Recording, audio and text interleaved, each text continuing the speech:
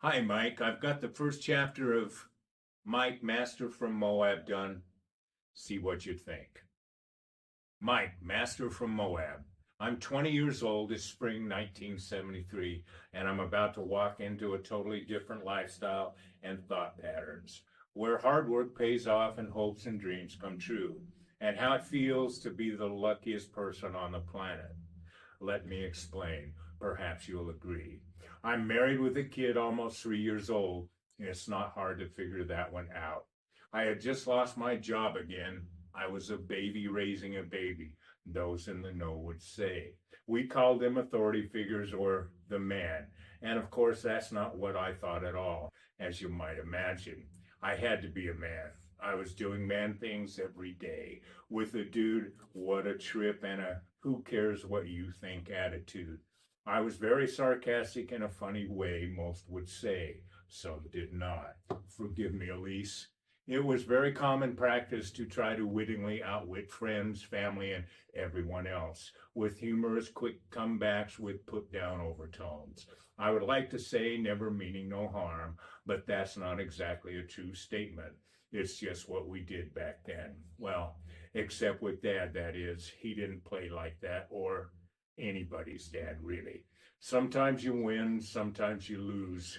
Laughter was the end goal. Entering the workforce with long hair back then was not easy, as you might remember, so I cut my hair. I had been fired so many times for being late, I lost count. I was pretty dumb for a smartass. However, I was able to find a job next day. A high school dropout who dropped in, maybe to see what condition my condition was in. I only knew how to do manual labor kind of stuff, my only strength really. I loved working hard. That made me feel good about me, and is the reason I was about to enter the prestigious, multifaceted jewelry business world as a bench jeweler, training on the job, the funnest job ever. As a kid, I had impressed Larry's dad, Stan Sr., master jeweler and artist, while helping him through the years doing home improvement projects around the house, and turns out why Senior called me when he needed another jeweler to train on the job. The feds bought my tools, paid half my wages, a 3-year program. But that's not the story. It's the setup to the story of my friend, Mike, Master from Moab.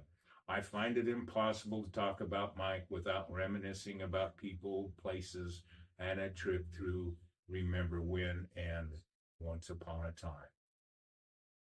Knock, knock, knock. Hey, Mo! The door opened at Lynn Jewelers, located on the third floor in the oldest building in downtown Salt Lake City, long since been torn down. Very scary elevators, no music. Just ask Larry, he took the stairs. The Atlas building in between Main and West Temple on the north side of 2nd South, a very happening part of downtown. Lots of jewelry stores. We were close to everything on the list of places and things to do a long time before the malls of downtown.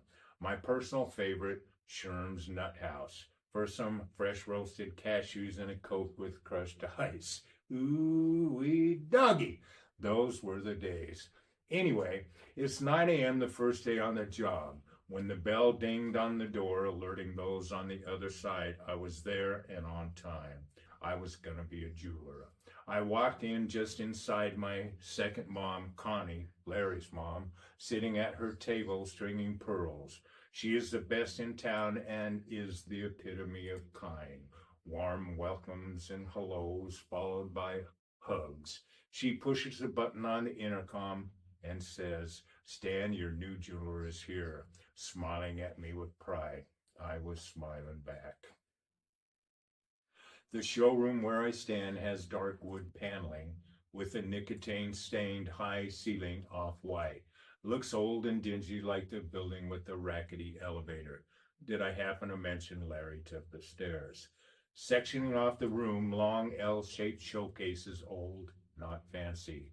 Limited inventory, trays of waxes and fool's gold. Senior's bench, a big part of the scene. Linked to the short end of the showcases, facing the entry door, surrounded in plexiglass on the outside perimeter about 3 foot high. The front section etched in black, a Black Panther logo with black lettering stating custom-made jewelry and repair, the theme of the showroom. If you were sitting at Senior's bench, which no one did, on the left side of his bench, hooked on a hook, a jeweler's torch lit, the flame making a black residue ring on the ceiling there. In the middle, a 6-inch bench peg shaped to perfection, where everything happens. On each side of the peg, an assortment of odd-looking pliers, 10 or so, all hang in a roll on thick-gauge wire. Hanging from up above, on the right, a flexible shaft drill with a one-hand-held handpiece at the end, with a foot pedal control, all top of the line. The top of his bench for all to see behind the plexiglass, a couple of sets of wax carving tools standing up end to end in a holder, organized by a specific kind, a multitude of bits and burrs I had never seen before. Each one sitting in a numbered hole, step-laddered up, layered 5 high. Kind of looked like the keyboards of a church organ waiting to be played. Some burrs so small, I wonder what they were all for.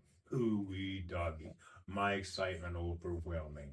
Or was it what the tools, burrs, and the wonder of the jewelry business represented? I wasn't digging a hole for a living anymore. Man, oh man, I had hit the big time. Now let's talk about the players and introduce Mike. The door opened to the shop. Senior appears with a smoke in hand, a puff of smoke billowing by his brow, concealed by a jeweler's head loop. We all smoked back then, except Connie, an ashtray on every bench, 5 in total. On my way to my bench where I first met Mike, we passed by the polish room, a fine dust lingering in the air and the smell of success. When you're bright polished, the job was finished. That was going to be my job, file, emery, polish. Maybe we'll talk more about that as the story moves on. I was starting at the bottom, so it was all up to me. As I've heard said, the only job where you start at the top and work your way down was a grave digger. I imagine Judy has heard that one before. As I walked side by side with Senior, master jeweler, teacher, boss, etc., and leader of the pack of his young apprentice jewelers assembled there, all in our early 20s, I feel a greatness in the room I would understand more and more as time passed on.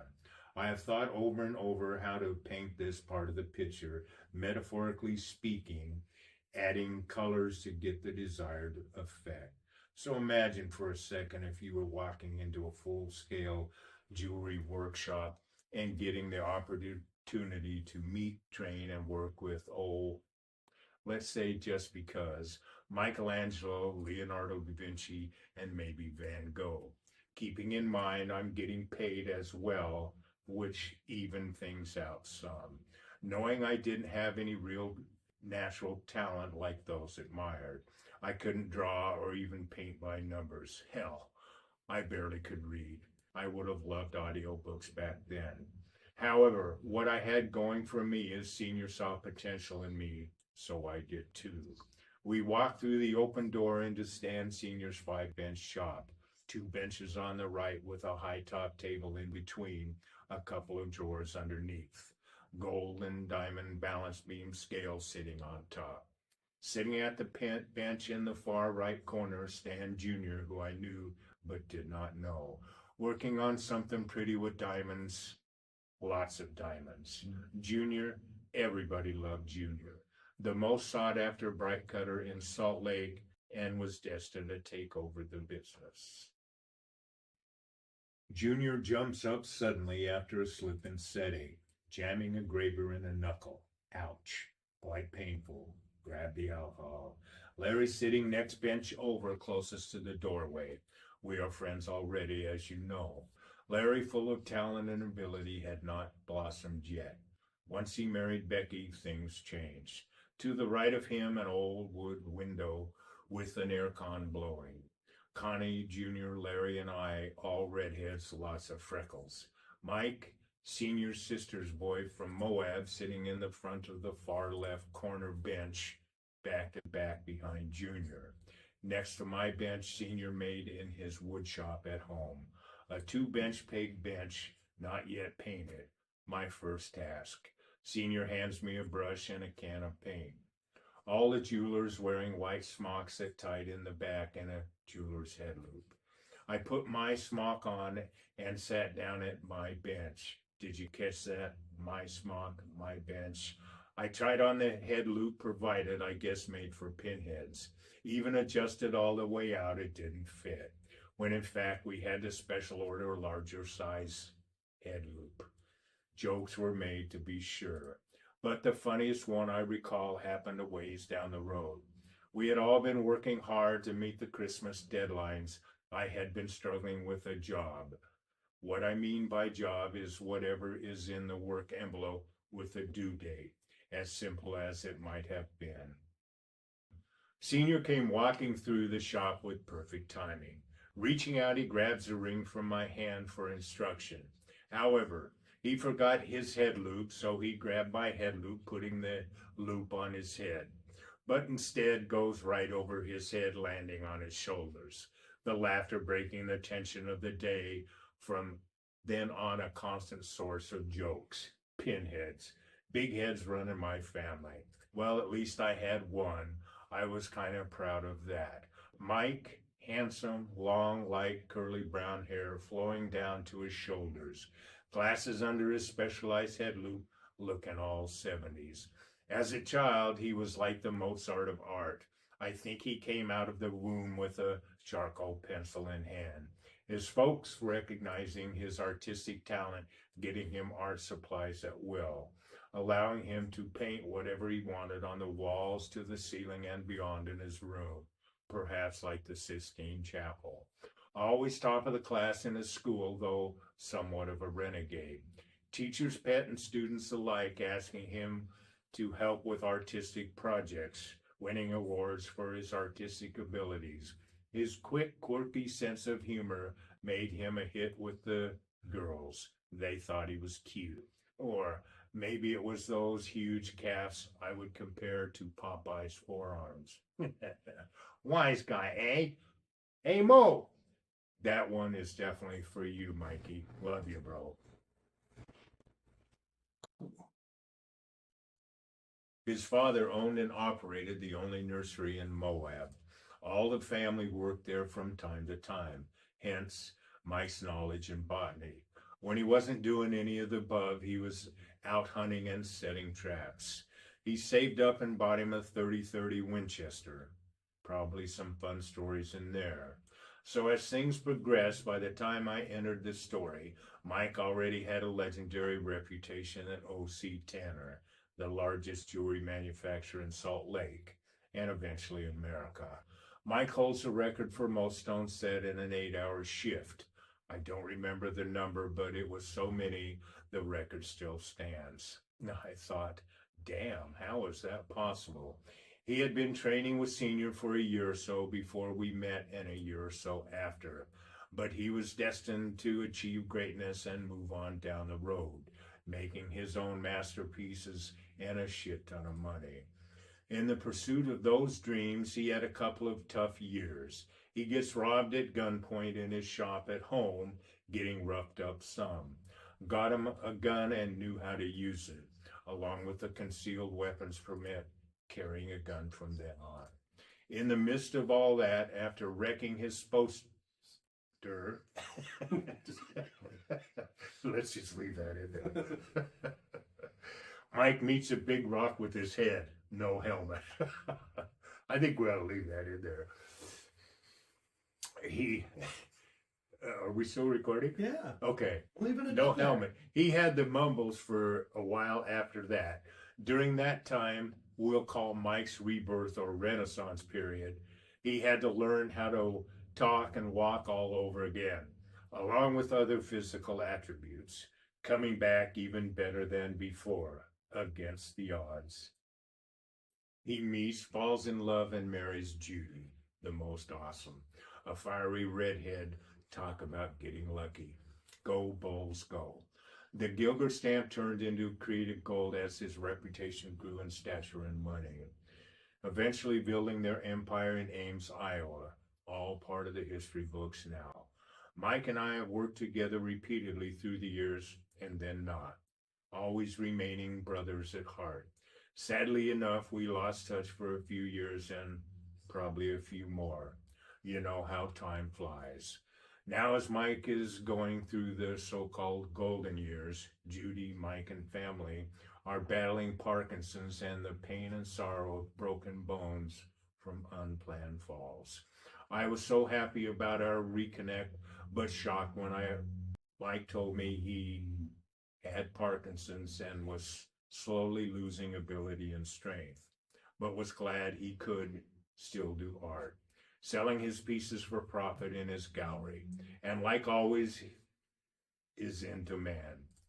Is that amazing or what? He sent me photos of a few of his pieces along with the most inspiring brotherly love letter. I was blown away. Mike's boys, MJ and Justin, have taken over the family business. As a writer now, I thought, wow, Judy and Mike's story had to be told. They are the epitome of the human spirit, the miracle of love, and the power of never give up. I knew I wanted to collaborate on telling their story. I think that's a pretty good start to the story of my friend, my brother, my mentor, Mike, Master from Moab. Love you, bro. J. Mooney, 2024. Hold on, I want to say a little something. I hope that I was going to do it as a whole separate video. Okay. Sorry. So we are going to say a little something. Hey, Mike, when I'm writing this story, the first chapter of your story, it brings back so many fond memories. I get a warm, cozy feeling all over. Hope you do too. Thanks.